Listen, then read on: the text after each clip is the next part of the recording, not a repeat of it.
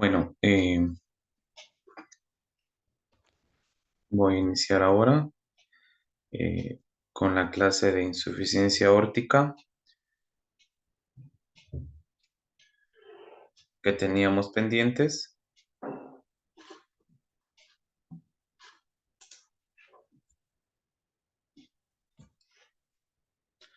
Sería entonces que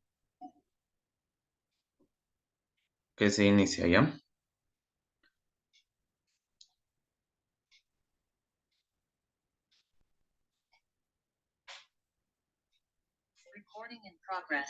Bueno, iniciamos en este momento. Ya nadie más se ha conectado. Y bueno, lo que se refiere a la insuficiencia aórtica, tenemos que tener muy en cuenta lo que es la historia clínica, el examen físico, pruebas de imagen y estudios hemodinámicos, especialmente si queremos hablar acerca del diagnóstico, la evolución y el tratamiento. Eh, Todo lo que va a ser diagnóstico, recordemos que nuestra clave fundamental en todo esto va a ser la historia clínica y su examen físico. Lo que es recopilar información sobre los síntomas, en este caso, como es dolor, eh, también dificultad respiratoria, mareos, debilidad, van a ser y desmayos, van a ser principalmente lo que nos va a estar dando problemas en esto. Todo lo que es signos de insuficiencia aguda, edema agudo de pulmón, también van a ser importantes de ir viendo cómo evoluciona nuestro paciente. En este caso, tenemos también otra forma de ayudarnos, que va a ser las pruebas de imagen. En esto va a ser el eco transtorácico, el eco transesofágico, la tomografía computarizada y la resonancia cardíaca, que también nos ayuda bastante, y estudios hemodinámicos. Tenemos en este caso el cateterismo cardíaco y la presión arterial invasiva. Para tener en cuenta un poco de qué se trata la insuficiencia aórtica, va a ser netamente el flujo retrógrado que va a pasar al momento que se cierran las la válvula aórtica en este caso, ya sea porque no hay un buen cierre, recordando que la válvula aórtica iba a tener eh, tres valvas, una derecha, una izquierda y una no coronariana, ¿sí? En el momento que una de estas no funciona bien, no se cierra bien, va a permitir esto un mecanismo de regurgitación aórtica, ¿sí? Regresa y si aquí hay un pequeño orificio va a pasar y aquí este va a ser un flujo, que es muy importante para la valoración cardíaca, como podemos ver acá. Vemos aquí lo que es la aorta, vemos aquí el seno aórtico, vemos la valva completa y vemos que aquí hay un pequeño espacio por donde hay un reflujo. Incluso pueden ver que está pintado de otro color. ¿Para qué nos va a servir el eco cardíaco? A ver los diámetros del ventrículo izquierdo es muy importante. Esto nos va a permitir determinar el estadiaje de nuestro paciente, también la severidad que esté provocando esta insuficiencia aórtica. Vamos a ver también la fracción de eyección del ventrículo izquierdo. Vamos a ver cuánta sangre está enviando, ¿sí? En un volumen, la velocidad máxima de regurgitación aórtica, es decir, que este retorno que tiene, vamos a estar viendo qué velocidad tiene, ¿sí? Al igual que el área de regurgitación y la presión de la aorta ascendente para ver cómo van las presiones. Recordando que esto va a ser, al momento que hay un reflujo, aumentará el volumen, este aumento de volumen aumenta la presión y estas presiones van a irse hacia dónde? Tanto hacia la válvula aórtica como también puede irse hasta la mitral. Incluso porque la válvula aórtica, recordemos que una de las etiologías iba a ser eh, la calcificación a nivel de la valva y como pueden ver, esta válvula aórtica está muy correlacionada con la válvula mitral y entonces si hay una aterocalcificación, una ateroesclerosis que podría ser a nivel valvular, que es una de las principales causas de la insuficiencia aórtica. Esto va a decir que también parte incluso de la válvula mitral puede también tener este tipo de daño. hace esto que estas valvas no sean laxas y al momento que no son laxas o no permiten que éstas tengan su flexibilidad normal, no se cierren, ¿sí? Y no tengan no va a tener un cerrado hermético y vamos a tener pequeñas aberturas, ¿sí? Y estas pequeñas aberturas pueden ser aórticas o mitrales. El diagnóstico etiológico se hace muy bien por la parte del eco, viendo planos longitudinales y planos transversales. ¿Qué quiere decir esto? Que vamos a ver tanto un plano longitudinal como transversal para poder medir y ver el tipo de edificio, el área de regurgitante que vamos a tener, ¿sí? Esta nos va a permitir ver también la etiología, recordando, como les decía, la fibrosis de la válvula aórtica, insuficiencia aórtica reumática, aorta bicúspide o la endocarditis aórtica, que es una de las principales causas de una insuficiencia aórtica aguda, ¿sí? Aquí vemos la aterosclerosis que les decía, ¿sí? Tenemos la enfermedad aórtica reumática y en este caso podemos ver incluso una aorta bicúspide que tendría solamente 2 valvas. Eh, este es un plano esquemático, lo vi en el internet, me pareció un poco interesante para hacerlo rápido, que tengan un poquito de introducción a lo que ustedes ya vieron, tanto lo que es la parte clínica, la parte etiológica de nuestro paciente, la fisiopatología, y teniendo en cuenta todos estos 3 puntos, saber qué vamos a buscar en nuestro paciente, cuál va a ser la forma de diagnosticarlo e incluso podemos ir viendo cuál va a ser la sobrevida de nuestro paciente. Etiología, recordemos que tenemos valvular y la dilatación del anillo. En la valvular, fiebre reumática, aorta bicúspide o el prolapso. La endocarditis infecciosa es una de las más importantes. El Marfan, que es uno de los síndromes también que más se ha estudiado. El Ehlers-Danlos y el lupus también y la enfermedad mixedematosa. En lo que es dilatación del anillo, aquí vamos a ver dilataciones, aneurismas a nivel aórtico. El síndrome de Marfan también va a dar una dilatación a nivel del anillo aórtico. Aortitis por sífilis e incluso disección aórtica tipo A también nos puede dar una alteración, ¿sí? ¿Qué va a pasar fisiológicamente? Al momento que existe un reflujo a nivel aórtico hacia el ventrículo, vemos cómo regresa una cantidad de sangre. Todo esto debería estar cerrado herméticamente y la sangre fluiría hacia la parte distal. Pero al momento que no está esto cerrado herméticamente, hay un pequeño orificio, una área de regurgitación, y esta sería una vena contracta, que es la distancia que existe entre las dos valvas, la distancia más pequeña, va a permitir que el reflujo de la sangre, vean cómo regresa esta cantidad de sangre hacia el ventrículo, recordando que el ventrículo ya maneja un volumen normal y esta área va a estar aumentando, vuelve un volumen, haciendo que el volumen total de diástole aumente. Y este volumen también, ¿qué va a pasar? Recuerden que por, eh, por presión que ejerza el volumen, vamos a estar también, dirige presiones diastólicas, van a estar aumentadas, ¿sí? Estas presiones van a ir hacia la parte del ventrículo, hacia la pared, dando que una dilatación excéntrica, ¿sí? Haciendo que esta presión hay una dilatación y la dilatación va a ser la excéntrica. No es concéntrica, sino netamente va a ser excéntrica. En los infartos podemos ver que muchas veces son las dos, concéntrica y excéntrica. En parte de insuficiencia cardíaca también puede haber, en hipertensos de larga data también puede haber concéntrica, pero en este caso es una de las patologías que va a estar dando la excéntrica, ¿sí? Una vez que aumentamos la cantidad de volumen, esto va a estar llevando también a un aumento del volumen de la postcarga, ¿sí? Nuestro corazón va a intentar al principio tratar de aumentar las presiones para tratar de mantener el volumen cardíaco, el gasto cardíaco normal, pero en algún momento este va a tener una mayor dilatación, ¿sí? Hasta que disminuirá el gasto cardíaco que nos llevará en nuestro paciente. ¿Qué vamos a tratar siempre de buscar? En el electrocardiograma vamos a ver también otra forma de diagnosticar es con una RX de tórax, que vamos a estar viendo que una cardiomegalia, recordemos que va a haber una dilatación excéntrica, cavidades izquierdas congestivas, ¿sí? Si recordamos que aumentamos la cantidad de volumen a nivel del ventrículo izquierdo, presión del ventrículo izquierdo, va a haber un momento en que también va a estar ejerciendo esta presión sobre la válvula mitral, haciendo que también afectemos la circulación del lado izquierdo. Y en posterior, cuando ya es agudo, eh, vamos a estar incluso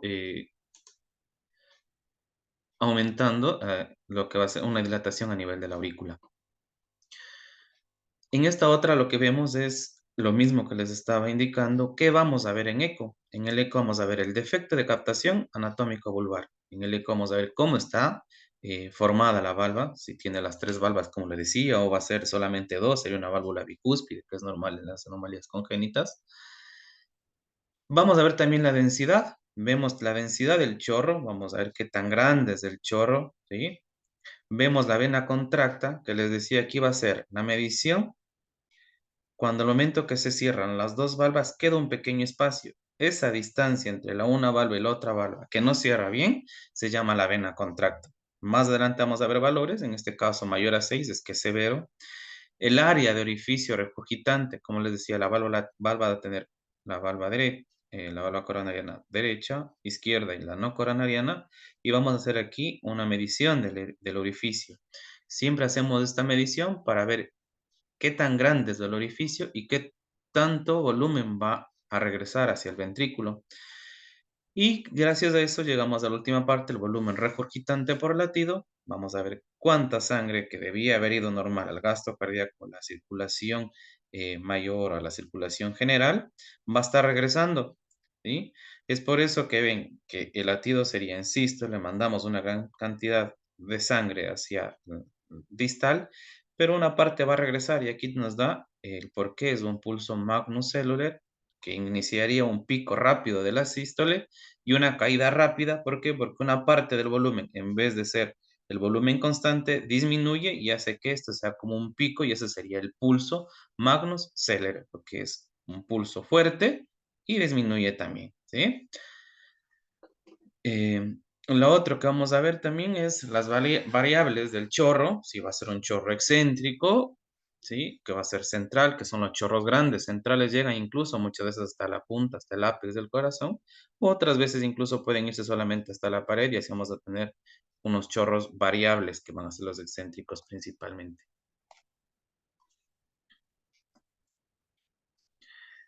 En la ecocardiografía es importante evaluar, como os decía, la morfología de nuestra valva, ¿sí? En este caso, esta sería la válvula aórtica. Aquí lo que nos interesa medir va a ser la raíz aórtica. Vamos a ver lo que es el ventrículo, todo el ventrículo, como pueden ver aquí. La aurícula también se va a ver. Y el ventrículo principalmente para ver volúmenes, para ver la fracción de eyección, siempre vamos a estar midiendo en lo que es el diámetro diastólico, es decir, medimos en diástole y también medimos el ventrículo en sístole, ¿sí? Y esa diferencia el eco lo hace, bueno, por fórmulas internas del programa, va a sacarnos una FEI, ¿sí? También sacamos la FA y la FEI, como le decía, la fracción de acortamiento que tiene, también podemos verlo aquí durante el eco. Además, también podemos ver aleteos diastólicos de la valva anterior, ya excéntricos incluso en el 80%, e incluso los cierres prematuros que se dan en las insuficiencias aórticas graves y agudas. Lo importante de aquí, este gráfico, es que nosotros vamos a tener que medir siempre el anillo valvular, ¿sí? La porción sinusal, la unión sinotubular y la porción tubular. Como pueden ver, este sería el anillo de la valva. Como ven aquí se encuentran las valvas, recuerden que son como nidos, recuerden que así dice la literatura. Esta sería la porción sinusal y la unión entre la parte de las valvas y la porción tubular de la aorta va a ser la unión sinotubular y aquí tenemos la porción tubular que se va a unir con la aorta ascendente. Es importante porque recuerden que la etiología también de la insuficiencia aórtica iba a ser valvular, ¿sí? En este caso a nivel aórtico. Entonces, esto teníamos que ir midiendo para ver si no hay disección aórtica, hay una aortitis o hay algún otro tipo de patología que impida o que disminuya el cierre normal de nuestra valva o que la presión que tenía que salir sea mayor y regrese y regurgite la sangre hacia el ventrículo. Aquí pueden ver el ecodoppler a color, donde vamos a estar valorando lo que es la vena contracta. Recuerden que iba a ser la parte, este orificio sería este espacio que existe entre la valva y la otra valva que no cierran bien. Este vendría a ser la vena contracta, ¿sí? Sería la parte que no se une. Vendríamos del orificio regurgitante, que sería el orificio que va a estar acá, el área que tendrá este orificio donde está saliendo el flujo, y el tamaño y la dirección del jet. Como pueden ver este jet, ¿qué piensan que sería? Si les dije, sería un excéntrico, vean hacia dónde va hacia la pared, ¿sí? Eh, hacia la pared de nuestro ventrículo. Otra cosa que tenemos que ver siempre es la zona de convergencia, que se puede utilizar para cuantificar la severidad de la regurgitación.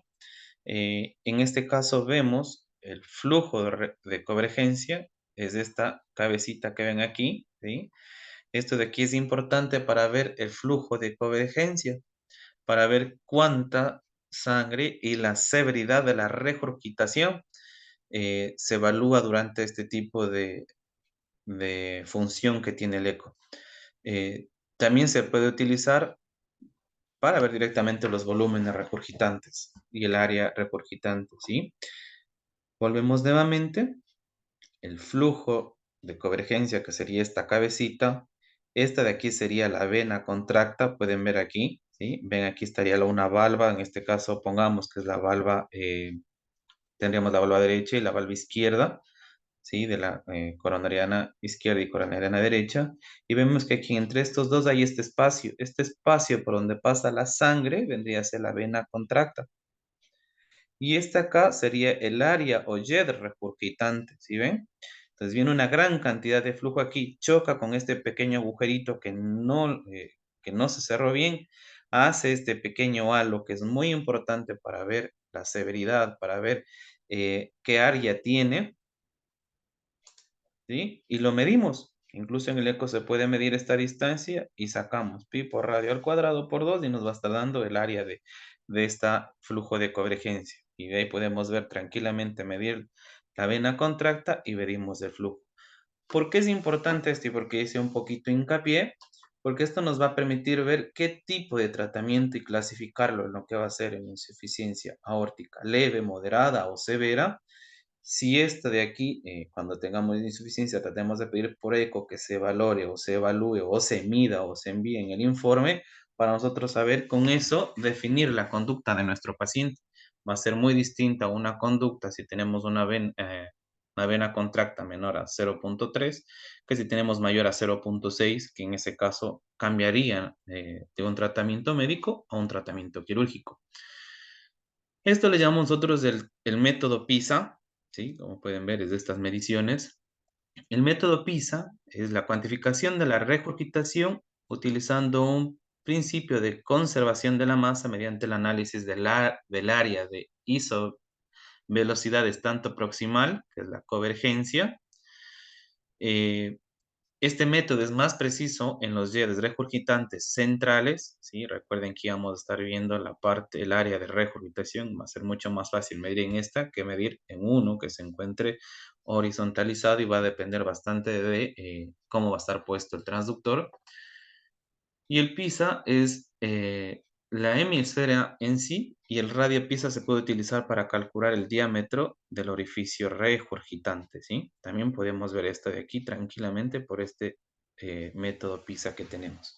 Y aquí está, que es 2 por pi por radio al cuadrado, ¿sí? Entonces, si medimos esto, hacemos 2 por pi por radio al cuadrado, muchas veces nos va a estar dando lo que es el orificio regurgitante, que esto nos va a indicar cuánta sangre va a regresar y hacia dónde se está yendo, que es muy importante. Aquí tenemos unos cuantos parámetros que lo van a ver cuando estén haciendo eco. Les dejo para cuando revisen el siguiente año que ustedes ya hacen eco y los que ya estuvieron estudiando van a acordarse que es flujo va a ser igual a 2 por pi por radio al cuadrado, ¿sí? Vemos el radio, multiplicamos por 2 por pi y nos va a salir un área. En este caso, nos estaría dando que, el flujo que tiene. Eh, el área de orificio regurgitante va a estar dado por el flujo que ya habíamos sacado antes, dividido para la velocidad pico. Nosotros ponemos de aquí y podemos medir la velocidad pico. Incluso aquí nos dan un ejemplo que sería 178 del flujo, dividido para 450, nos está dando 0,39 centímetros, ¿sí? Entonces, ya tenemos un área que después le iríamos nosotros valorando y vamos a ver más adelante y ustedes van a darse cuenta si iría un paciente para tratamiento o farmacológico o cirugía, ¿sí? Y el volumen regurgitante que utilizaremos el área o del orificio regurgitante, es decir, este orificio por donde está pasando ese canalcito que tiene por el BTI, ¿sí? Eh,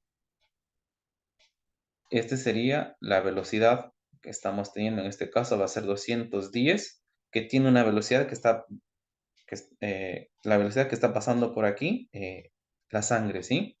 Y esto nos va a estar dando a que la cantidad de sangre que pasa por este orificio a una velocidad nos está dando en ml un volumen. Y ese volumen también nos va a decir la importancia que tiene. ¿Cuál piensan que sería la importancia?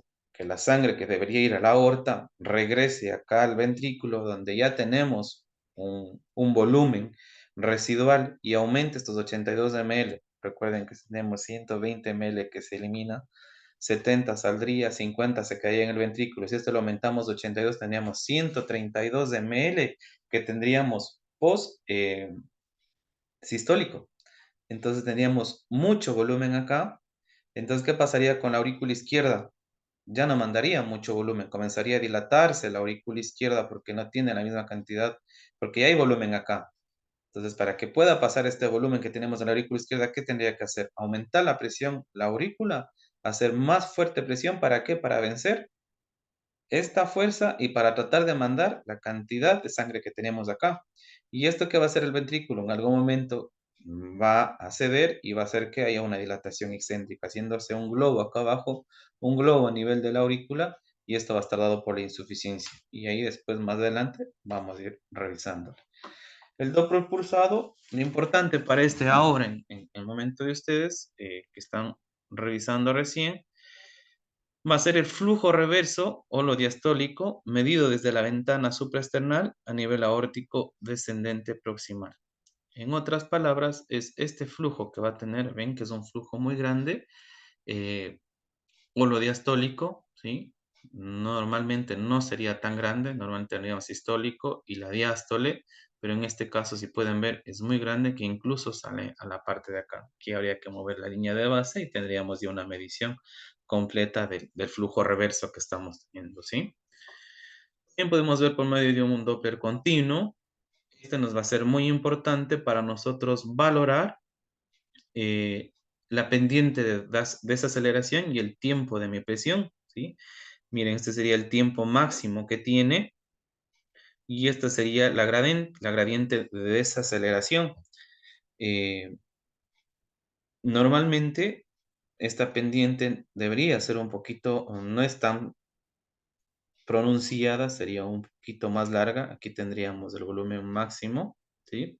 El tiempo máximo de que eh, la gradiente máximo de presión, perdón, ¿sí? Y tendríamos, en este caso de una insuficiencia, ven que sube rápido y baja rápido. Normalmente sería sube rápido y se mantendría, eso sería un ciclo normal, ¿sí?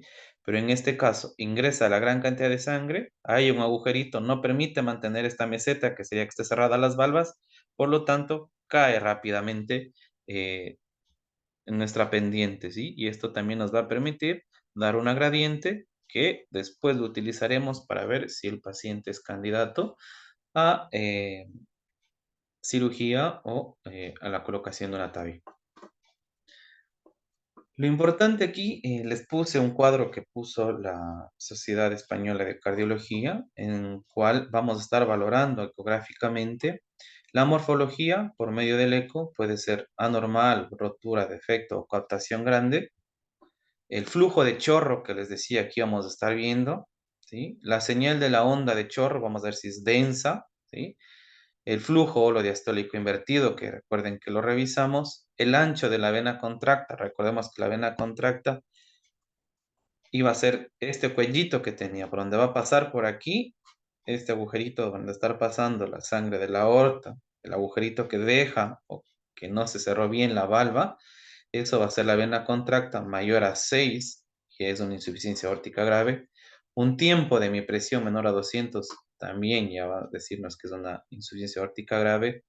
El área de regurgitación mayor a 30 milímetros, es decir, también nos va a estar dando una insuficiencia aórtica grave. El volumen de regurgitación, recuerden que en nuestro ejercicio que hicimos nos daba 85 más o menos, significa que estaría en una insuficiencia aórtica grave, porque a partir de los 60 ml por latido ya estamos hablando de una insuficiencia aórtica grave.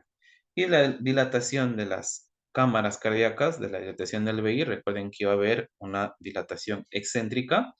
También nos va a estar diciendo que ya tenemos una insuficiencia aórtica que nos va a dar muchos problemas y que tenemos que dar otro tipo de tratamiento. Este de aquí tenemos de la SAG. Es muy interesante porque tiene los criterios ecográficos para la definición de insuficiencia aórtica grave. En este caso pueden ver que valoramos el ancho de la vena contracta, la relajación del jet o el ancho del tracto de salida del VI, el volumen regurgitante, la fracción regurgitante y el orificio regurgitante efectivo. ¿Sí? Como pueden ver, el ancho de la vena contracta que habíamos hablado es muy importante porque, mire, menos de 3, una insuficiencia aórtica leve. De 3 a 6 estamos moderado. Aquí tenemos las subcategorías que tienen, que es la moderada y la moderada grave. Y más de 6 ya sabemos que es grave. ¿Sí? La relación del ancho del tracto de salida del VI menos de 25 en la leve, mayor a 65. La fracción regurgitante menos de 30 y mayor a 50 nos va a estar dando. Y el volumen regurgitante, que también lo habíamos visto antes, si es mayor a 60 va a ser una insuficiencia aórtica grave. Si es menos de 30, insuficiencia aórtica leve. Y el orificio, recuerden que decía 30 milímetros, va a ser aquí. Si es mayor a 30, es una insuficiencia aórtica grave. Y si es menor a 10, una insuficiencia aórtica leve, ¿sí? Eso nos va a estar diciendo qué tan